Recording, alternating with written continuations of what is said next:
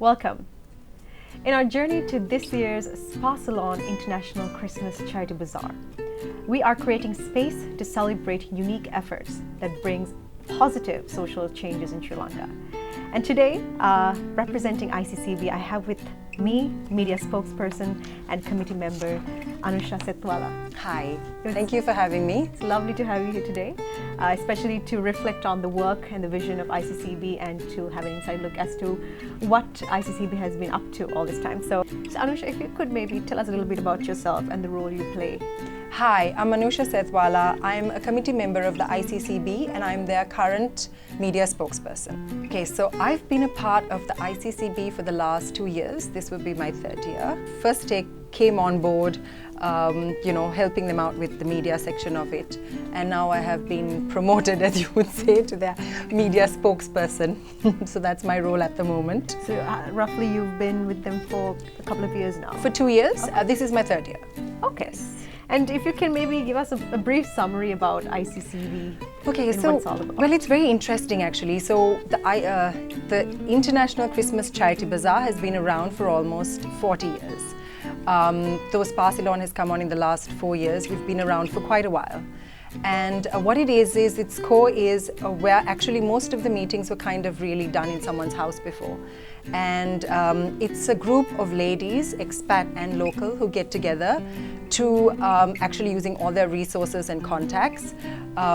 They bring together countries and charities under one roof for a Christmas bazaar, and I think there's no better time than Christmas to kind of, share with the people who are needy and, the less, like people who really need your help. Let's maybe backtrack a bit to 2019 and talk a little bit about what happened last year. Okay, so last year actually the bazaar was an amazing success. We had a few troubles in 2018, but that was all ironed out last year and it went off really well.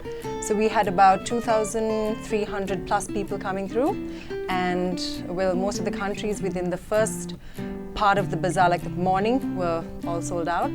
So it was really, really successful. Amazing. And if you can kind of break down as to how many guests were there, what it's all about. So we had about 2,300 plus because most of the tickets were sold out, and everything just went really smoothly, and there was enough space because Golfers Hotel was our venue sponsor, and they had just given us enough of ballroom space to really spread everything out. So the charities had their own space, the countries had their own space, and it was really easy for people to shop because at the end of the day, the bazaar is about shopping and everyone collecting all their goodies for Christmas and stuff like that. And there was enough of space for everyone to shop around, just free and not get all clustered up and claustrophobic and things like that. So it went off really well, I must say. Amazing. And around how many charities are currently supported by ICCB? Well, at the moment we are supporting 11 charities. Okay.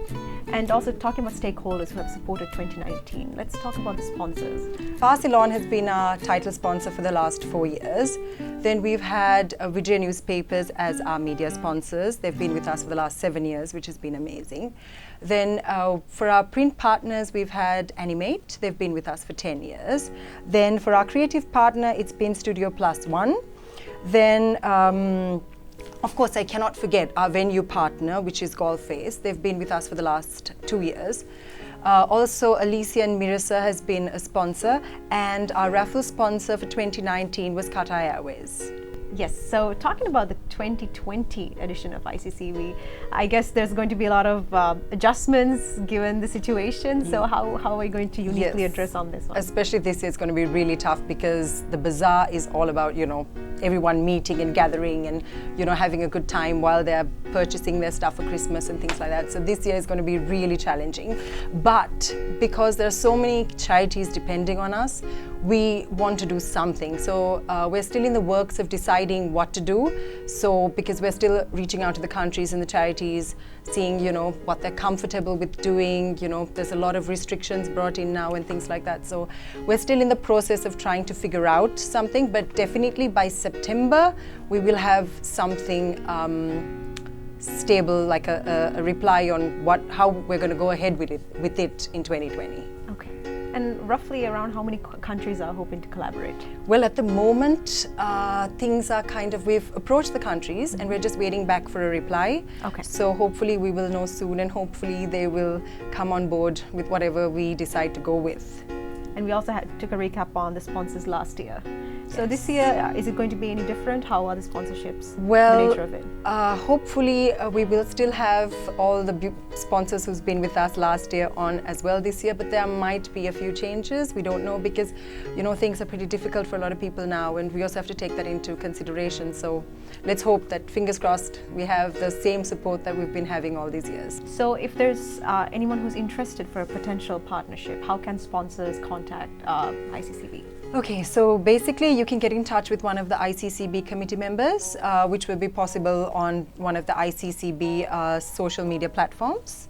That would be great if you could contact us if you want to become a part of the Bazaar or contribute in any way.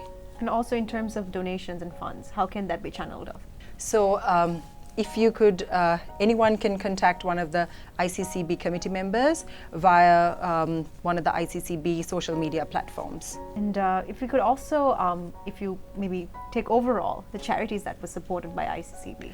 Okay, so we have 11 charities under our wing. I can name some of the few that we've contributed to. So we contributed to EASE, to IDE School.